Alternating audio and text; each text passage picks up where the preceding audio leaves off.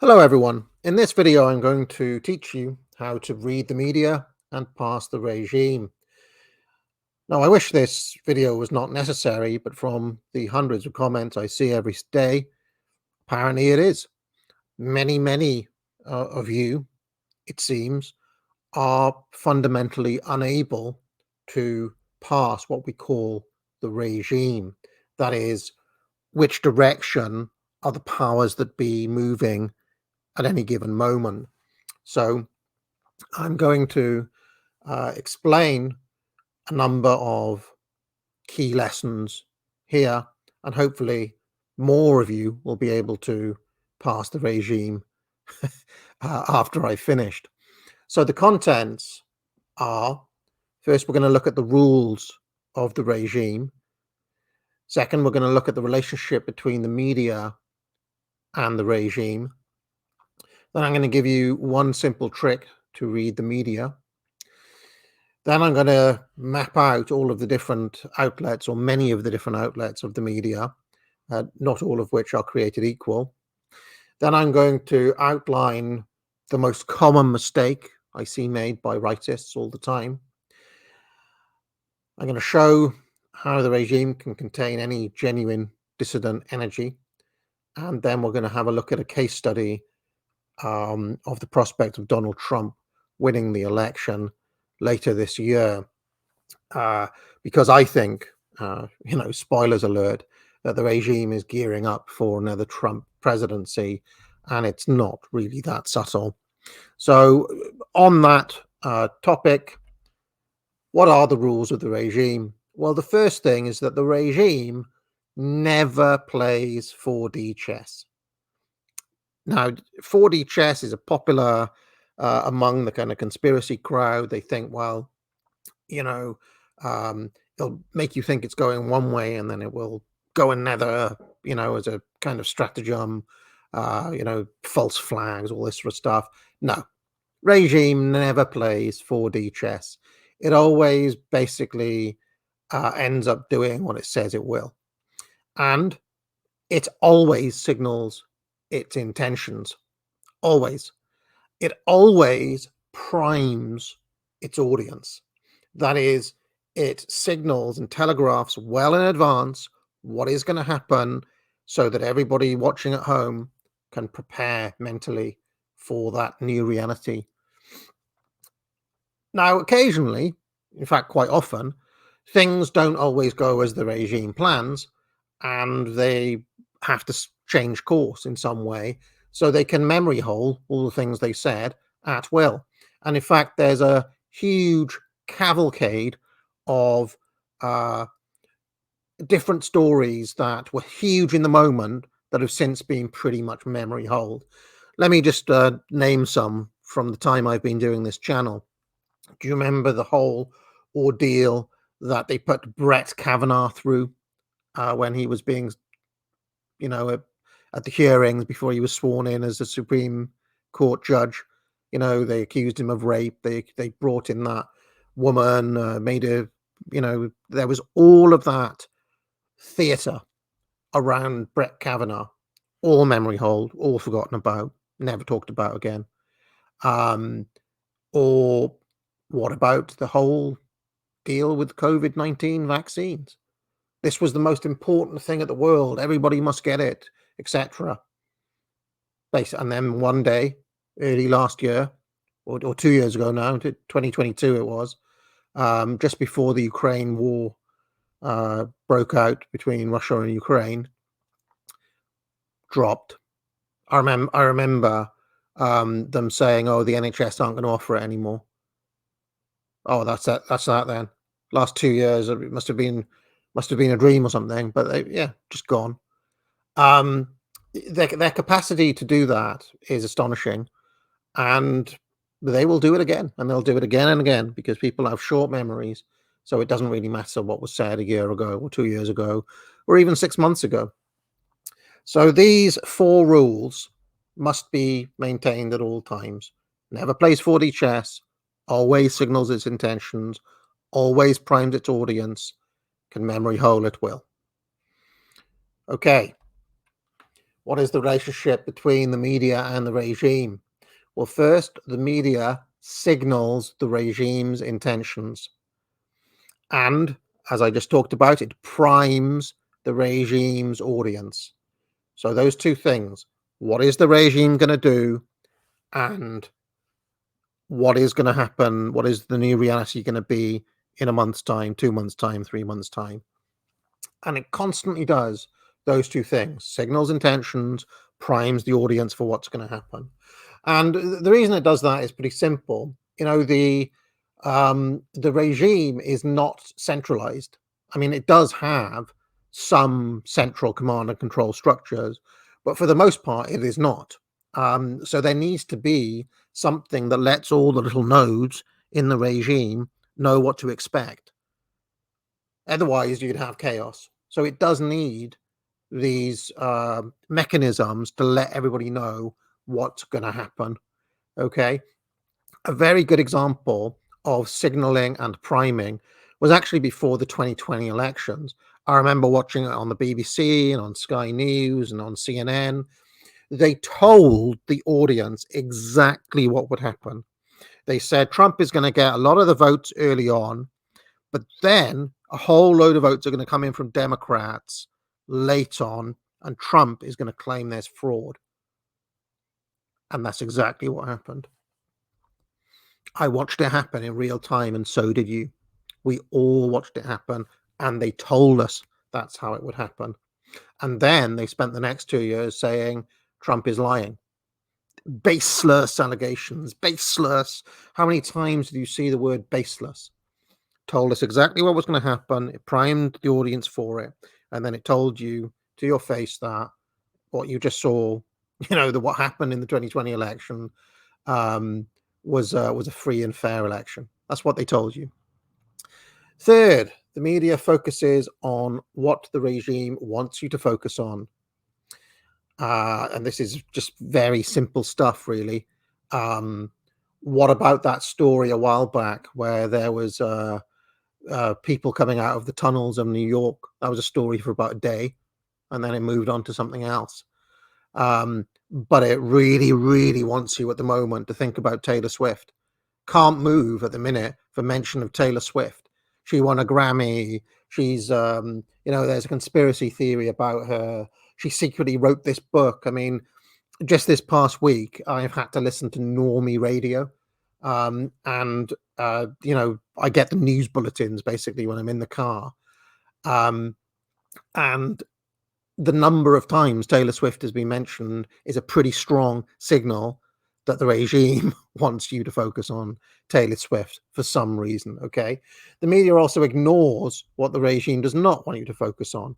So, like I said, the tunnel people in New York, it didn't want you focusing on that. Who did want you to focus on Taylor Swift? This is not difficult stuff.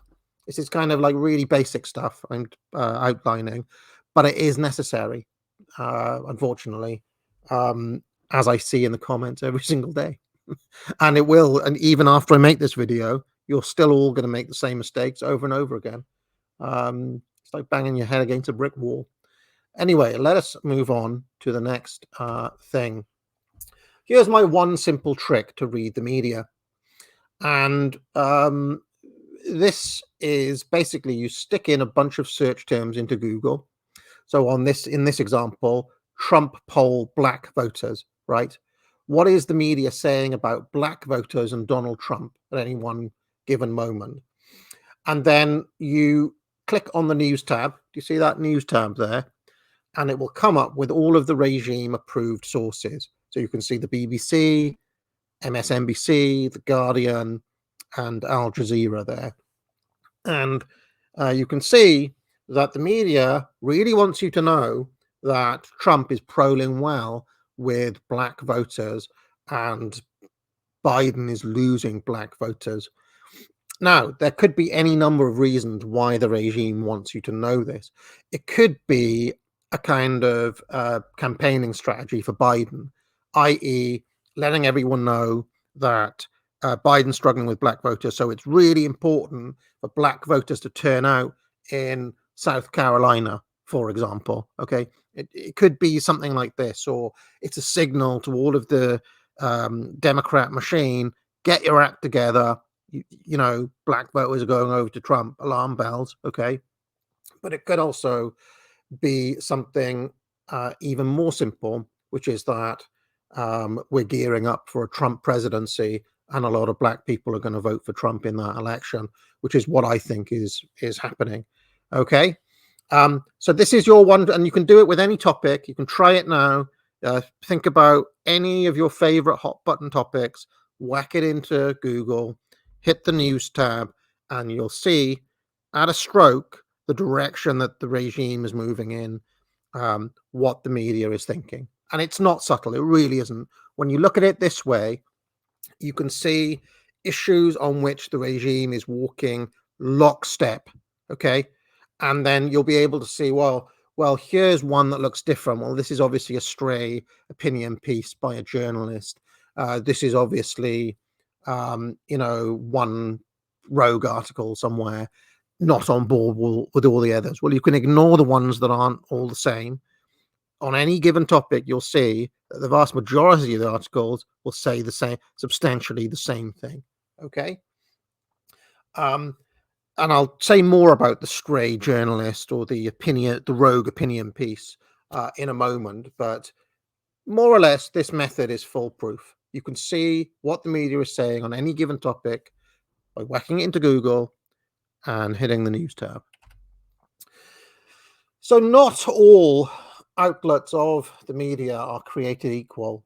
Right at the top, it's very important for you to understand that the whole media, one of the reasons that all the media on any given day is saying the same thing, is because the one kind of central command and control structure that the regime has, media-wise, are these two news agencies, Reuters and the Associated Press. These are two news wires that go through to all of the other, or every newsroom, every newspaper. They are connected to the AP wire and the Reuters wire. So I have called it Optimus Prime. Okay. Now, one of the ways you can basically beeline to quote unquote what the news is simply by following AP or Reuters yourself. And then you'll get kind of just the news, unadorned, typically not much of a spin one way or the other. Occasionally there's a little bit of left-wingery in there, but more or less you get the unadorned news from those two. All of the other outlets that I've listed here basically take that wire, whatever comes through that news wire, and they sling their own spin on it, right? You'll often see that the source of the information is the same, but all of the different outlets will just put their own slant on it or put their own headline on it. Okay.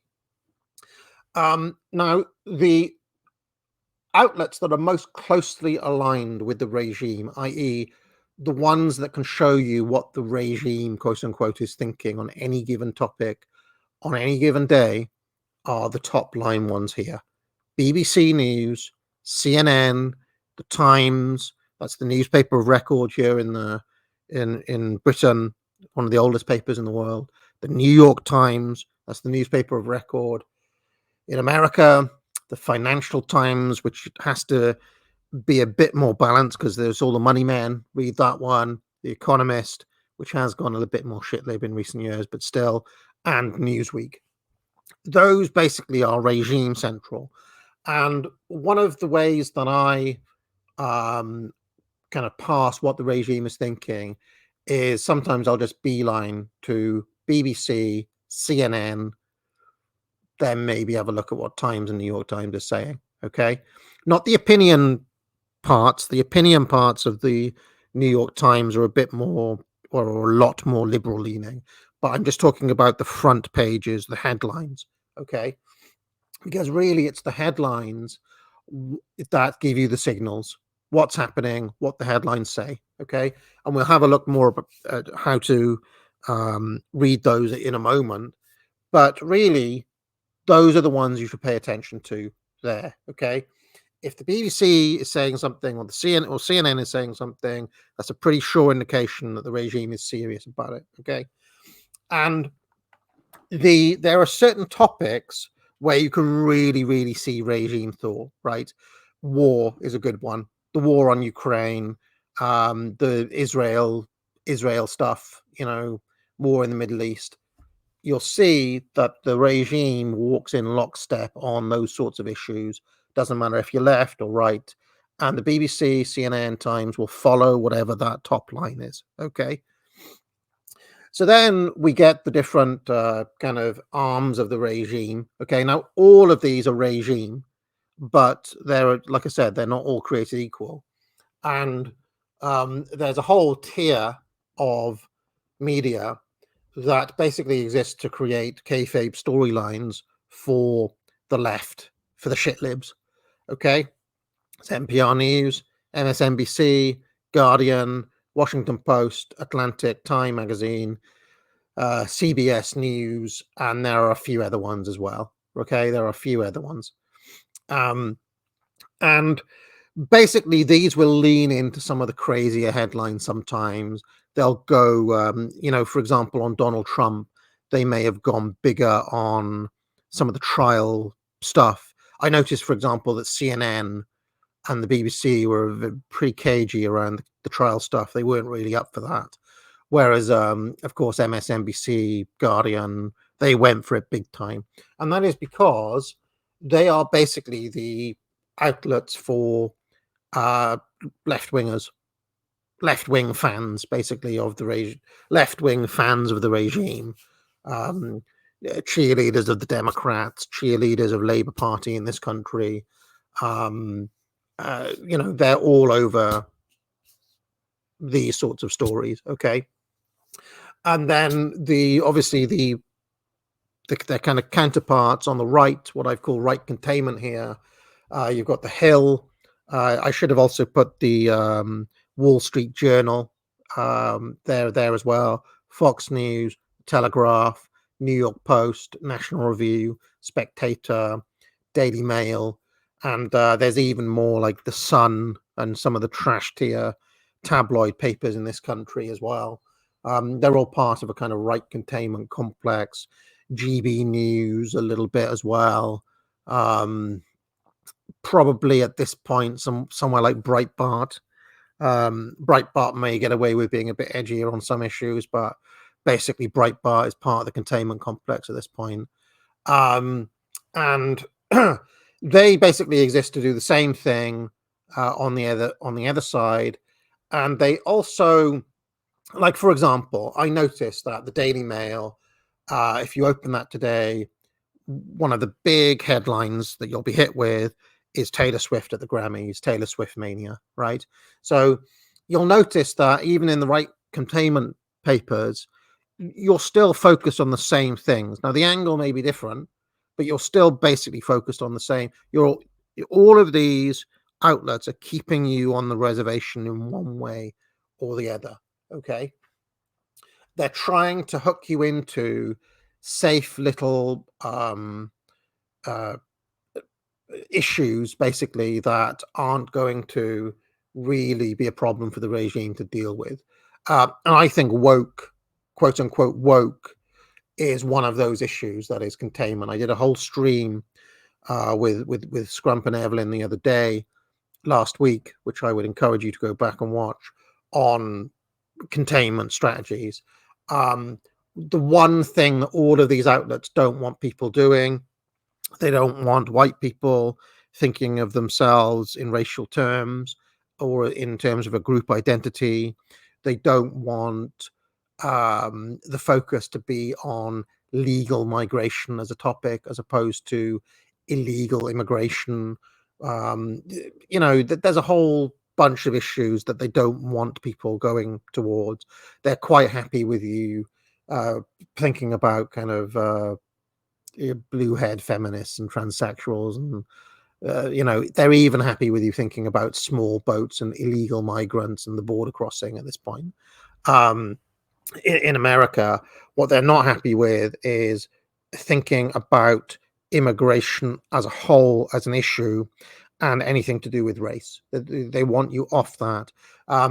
Another thing that is a total no-go area for the right containment zone um, concerns those same people who were coming out of the tunnels in New York that I mentioned earlier on. Anything to do with them, and that is not kosher either. And then below them we have the trash tier. The Daily Beast and the Daily Wire, which are kind of two cheeks of the same arse. Just on different, and they're the kind of trash tier, shit lib and right containment outlets. There's the Independent, which was a formerly respectable newspaper, but now is entirely run by sub 90 IQ interns. There's the Huffington Post, which is again, I guess that the people who get rejected for work experience at the Independent go on to work for the Huffington Post. There's the Vox, Jacobin, Mother Jones, and there's more. Like I also see Rolling Stone, which used to be a music magazine, come up. That would be a trash tier publication as well. And they create a lot of noise in the system, I would say. Almost everything created by the trash tier is noise, distraction, rubbish. 9 times out of 10. Okay, so let's carry on. So I completely ignore those. When I'm trying to pass the regime, I want to look at the regime central 9 times out of 10. And then if I want to see what the establishment right or left is saying, I'll go to the others. But I ignore the trash tier entirely. Okay. But the trash tier and the right containment zones are important because we'll get to that in a second. Actually, we'll get to that in a second, because first I want to give you the number one most common mistake made by rightists, and that is, I mean, the libs of TikTok is a very good example, but it is done all the time by a lot of these right containment outlets. The first thing that will happen is that a right containment outlet will find the most insane, outlandish statement made in a shitlib or a trash tier publication, and then it blows this up and highlights it. I'll give you an example.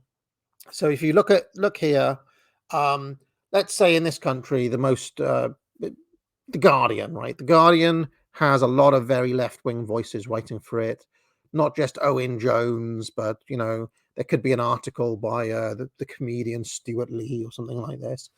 And some of the more kind of batshit left-wing thought will be in the Guardian. And then typically somebody like a Libs of TikTok or Daily Wire or whoever will grab a hold of a headline like this, and they'll blow it up and they'll highlight it and they'll laugh at it and they'll draw attention to this kind of crazy thing that's said by the left winger. Every other right containment outlet then reports on that as well, because they've seen it there. They've seen it in the Daily Mail, or they've seen it on Ben Shapiro or whatever. Oh, they've seen Libs of TikTok tweet it out. So they want to highlight it too. And every online influencer, then many of my mutuals, for example, enhance the story more, and they share it and they comment on it, and it goes round and round and round. And so suddenly you've got a story out of nothing.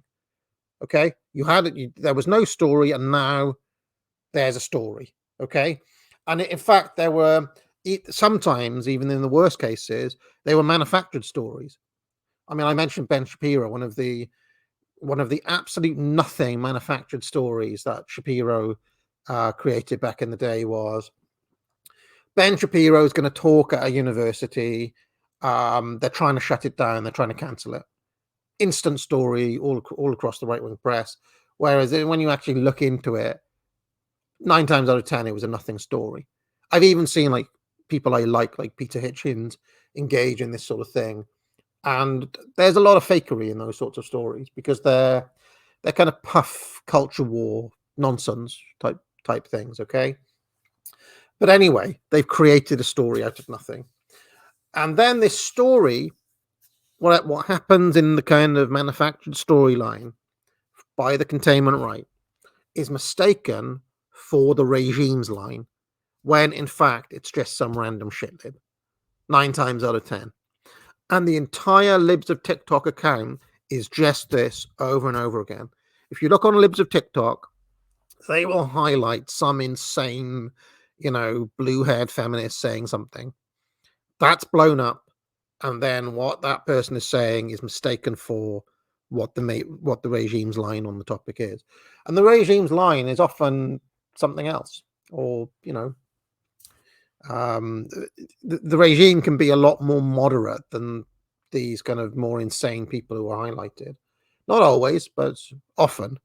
But this is kind of sensationalism, and it's clickbait engagement, and it's story creation, and it's how the entire right wing influencer space works, unfortunately. But you've got to kind of have your head switched on to see through a lot of it. Libs of TikTok, I've highlighted here because that account is particularly bad for it. If you have a look, they were caught out this week. Something chronic though.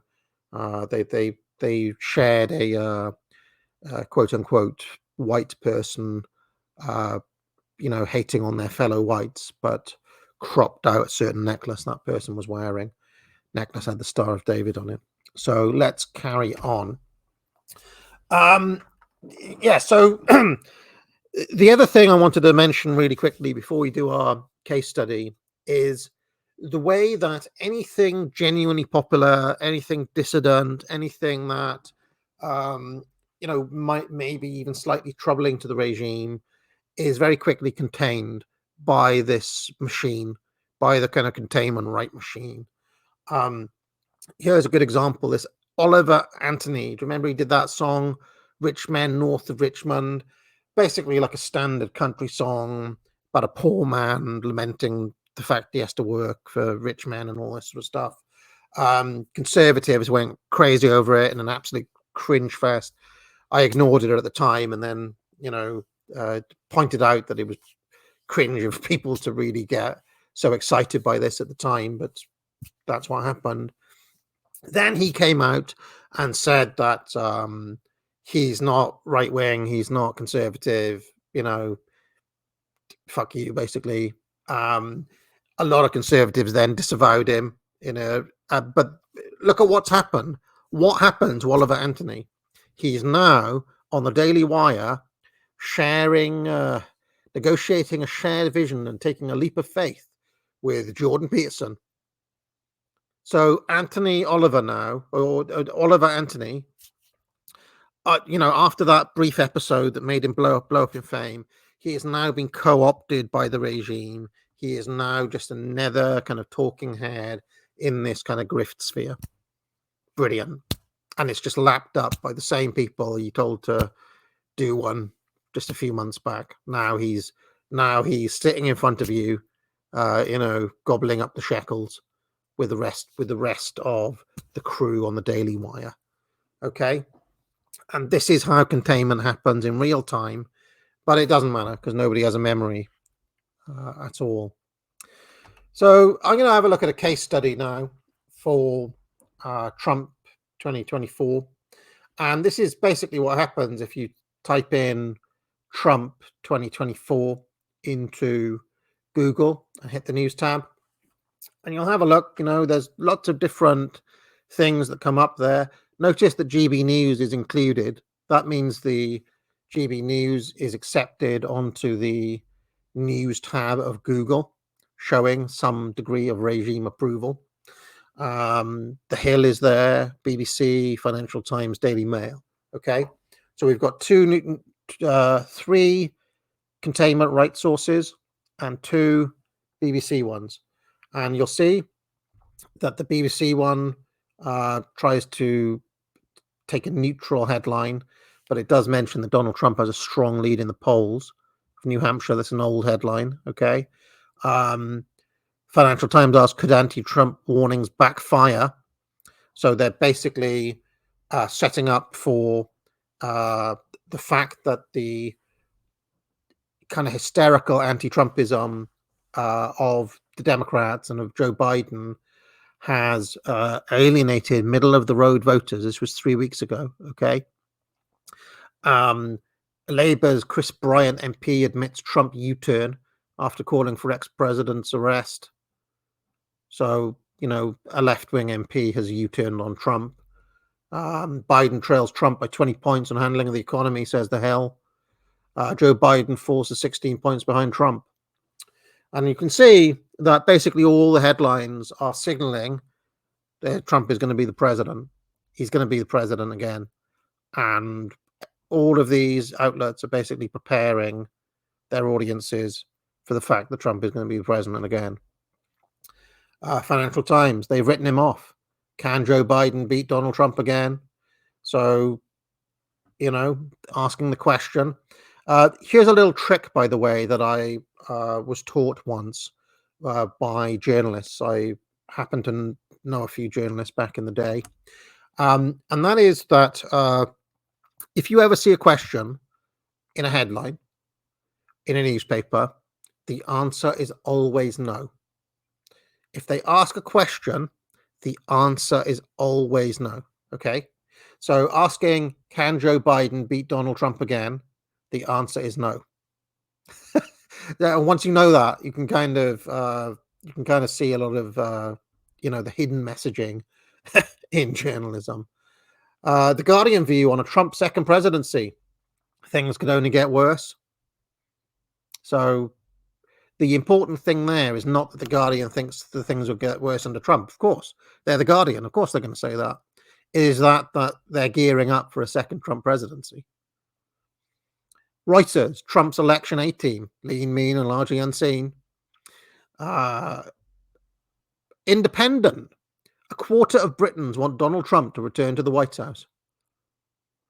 Now, what was really interesting about that story is that if you read it, most people in that poll, because this was a UK poll, and the UK is a kind of gay country, as we all know, most people in the UK want Joe Biden to win the election. God knows why, but they do, right? Something like 45% of people wanted Biden. But what the Independent led with was a quarter of Britons want Donald Trump to return to the White House. And the picture is Trump. It is signaling that Trump is going to be the president again. Guardian, a revenge term, what another 4 years of Trump would look like. Trump would not reappoint Powell as Fed chief. Trump will remain on the Illinois ballot. Trump warns of a nightmare future for the Biden warns of a nightmare future for the country if Trump should win again, and lists the reasons why. US 2024 US election. No court can stop Trump from becoming president. So you can see that it doesn't really matter where you turn. The signal, loud and clear from the regime, is that Trump is going to be the president again. Now, I think there are all sorts of reasons why they want Trump to be the president, by the way. I think, you can read my articles on that. But this is just one example of how to pass what the media are doing. You know what the media are like when they're all in on a story the other way, for example, right? 2020 election. No, baseless. Biden won. Biden's going to win. Trump is behind. Trump is a loser. All of those headlines went in that direction at that time. Okay. The Kavanaugh story is another example. COVID, Ukraine. You know when the regime is walking lockstep on an issue and when they're signaling strongly what's going to happen. Okay. And it doesn't matter what it is or whether it's true or not.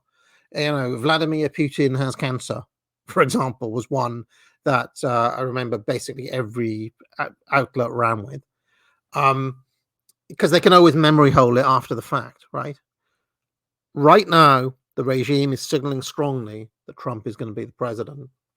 And you can see here that this guy on Twitter clearly has taken some academic agent classes, because he can pass what's going on.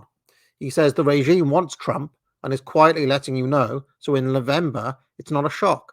The question is whether once in power, he has the balls to go full dark MAGA, or if he cucks and folds like he did in the first term. Well, that remains to be seen.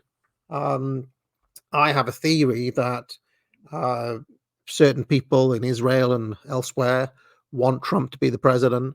I also have a theory that the system needs Trump to be the president to bring people back into the system so that white boys can die in their wars. All I know is that even aside from that, let's pretend that wasn't my thesis at all. Even aside from that, looking at the headlines, it's all signaling there's going to be a Trump presidency soon, and they're telling people this on television, right? MSNBC is using their airtime to let its viewers know that Trump is probably going to be the president, okay? And that is how to read the media and pass the regime. Let me know if you have any questions in the show notes. I think what I'm going to do is, because this is quite an important topic, any questions I get, whether if people want to send super chats, they can, because this will air as a premiere, but you can also just write in the comments. I think I'm going to do a special stream where I go through and answer as many questions as I can. If you view this on Twitter, I'll have a look over there as well. All right, hopefully this was useful. Took a bit longer than I was hoping, but it's necessary. I will be back later on for Cigar Stream, and I may also do that special stream later on today as well. We have to see how it pans out, getting my car fixed. And I have to go and deal with a mechanic in a second.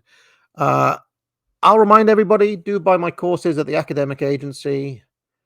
Most importantly of all, though, get out.